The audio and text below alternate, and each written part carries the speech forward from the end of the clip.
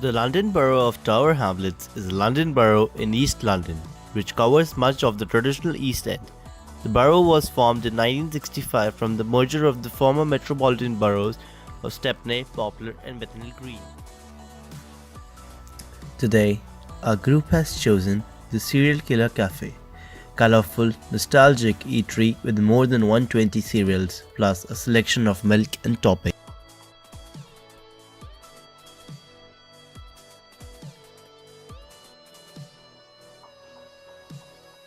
Hi, we're Queen's Mary students doing the International Foundation programme. We've decided to pick question 16 in business, whereby we must visit a cultural venue and analyse whether it has supported itself in the Tower Hamlets area.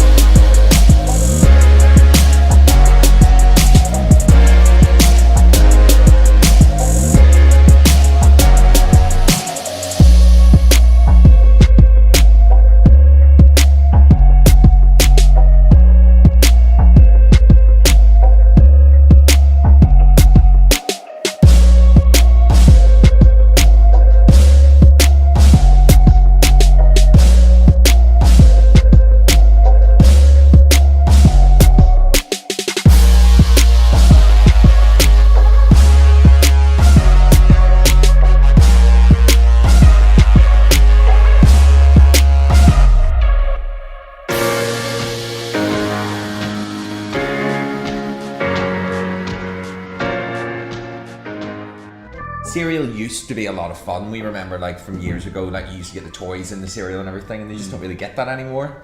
So we just want to get that fun factor that you used to have with cereal. We just want to bring it back. I'm Gary. I'm Alan. We are the owners and founders of Serial Killer Cafe. So we're a specialty cereal cafe. We're selling 120 different cereals from around the world. We have 13 different milks and 20 toppings. But what we wanted to do was just cause reaction in people, and that's definitely what we've done. Whether it is good or bad, we just wanted to make sure people knew about it. We've had marriage proposals and we've had death threats, so it has literally been from one end of the spectrum to the other one. My favourite is Reese's Puffs, but I like mixing the Reese's Puffs with like a Cocoa Pop, so it gives you a little bit more chocolate in it as well. It's beautiful.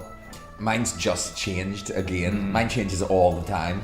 But today, like for the last 2 days, I've been eating Rice Krispie Treats, which is a cereal. It's like a marshmallow flavoured Rice Krispie.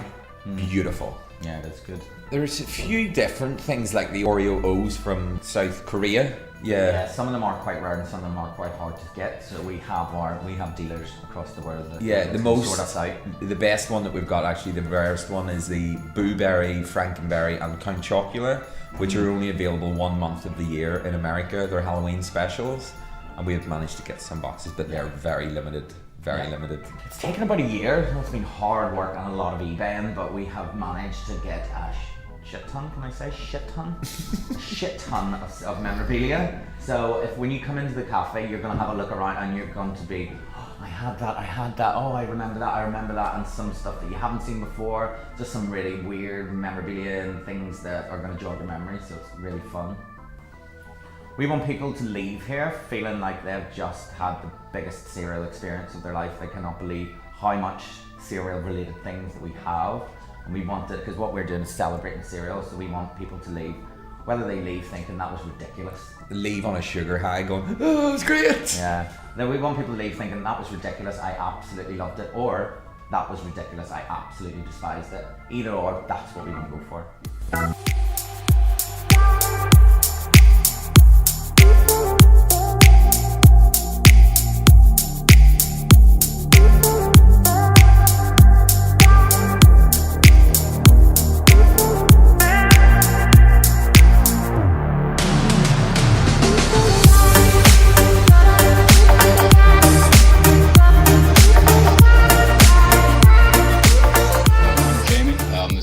Here at the first cafe, which is along Brick Lane.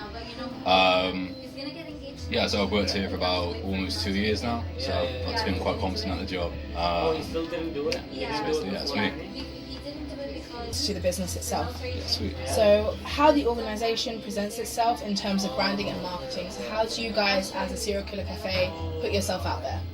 So I think one thing we really try and push out is the fact that we really try to emphasise the vintage kind of look, as you can see around it. Well, currently decorated for Halloween, but see all the spicicles on the wall. So we're really strong on that because it often reminds people obviously of their childhood, which is a lot of the custom. Even when children come in, they're still able to see these are nice products, quite fun. It's very different to their childhood, so it's quite new and entertaining for them, but also for the our older audience. It's just a lot of memorabilia and it's quite fun. It's quite a quirky little sort of gimmick we've got going. I think it's quite enjoyable and a lot of people like it. It's not too many cafes like that right now. A lot of them try to be, nice, real modern or a bit pretentious almost. So we're just trying to go for a different angle, really. Just an add-on to that, how do you guys as a business actually advertise yourselves? So I think the biggest way we advertise ourselves is mainly through social media. We generate quite a lot of hype on that, and to be honest, it's currently really the best sort of advertisement to use. You save quite a bit of money. We're not always paying. We use internal social media influencers, which help us, guide us. So we don't really spend too much money putting posters out, putting flyers out. We kind of find that annoys people as well. Really trying to push it in their face. We feel as though we've got quite an interesting concept here, and therefore people are more likely to share it once they see it. They're a lot more likely to come themselves, word of mouth or through social, like I say, pictures. That's what it's all about as well. We're really going about aesthetics here. We like everything looking really sweet, really over the top. And obviously people see that on Instagram, they're more likely to come than just seeing serial killer posted somewhere. And again, we also a lot of things through Facebook and Instagram. A lot of people interview us, like BuzzFeed and etc. like that. So that's the main way we get promotion about. Thank you so much. How do you as the organisation make money, in sense of how do you guys raise money for your business itself or just for the general environment? I mean, to be honest, we don't make too much money from the actual selling the cereal itself. Obviously with import costs, tax, paying wages, it's not an amazing difference. So I guess the main thing we would make it on is new investors, because we're opening up new stores now, we're becoming a franchise, and just trying to get more cafes open, and obviously through the franchise we take a bit of money of those, and the initial have upfront payment. So that's what's I think getting us quite through at the moment, because originally when we started this cafe, we weren't expanding too much. We managed to get a new store in Camden, but it was quite tight. So yeah, I guess the main word would be, is it? I'm not sure what the word, I'm not too great with business. But the biggest one, and water actually, is our biggest profit income. So yeah, it's not actually as bad as people think. We're not actually trying to grab all people's money, we don't make a huge profit. Okay, thank you so much. How do you as an organisation demonstrate your corporate social responsibility? So I guess mainly through, in terms of corporate responsibility, it's quite hard to answer for me. I know that we certainly try and collaborate with other local cafes or people who make sweet, cupcakes, meringues is what we've done recently. We just try and interact with other companies around us, just because they're like us, they're trying to be a new startup company, they've got a bit of a quirky idea, different concept. So we just think it's pretty important to collaborate with those, be nice to the neighbours. That's mainly it. In terms of actually environmental stuff, we're not too much of a large company at the moment, so it's quite hard for us to set up big charity events or do that. But we have when we do get emailed by charities, we will donate a lot of stuff as well, just because we feel it's a responsibility of any company really, to be honest. And we like to think we are a family cafe, so that's our image. We want to be nice, we want to donate stuff. So yeah, Okay, we're just thank happy you. to help with that sort of stuff. So how do you as an organisation seek to satisfy your customers? I guess the main way, one thing we definitely like to do is on our social media we will put up options, what do people like. We really like to keep close contact with them, because they're our customers, so we like to interact with them. When they've got new opinions, we suggest that they send us new cocktail recipes. We're always happy to talk to customers what they want, what's new. Mainly because people come in here, they want to have fun. We want to make it the best experience for them. So I do respect the fact that it can be considered to some, really quite a rip-off or expensive. So if people are coming here traveling, some people travel really far, and we really try to aim to give them what they want. So we're always trying to expand our menu as well. We're trying to rotate the cocktails. Sometimes we will also give out questionnaires. We don't like to get too much, obviously.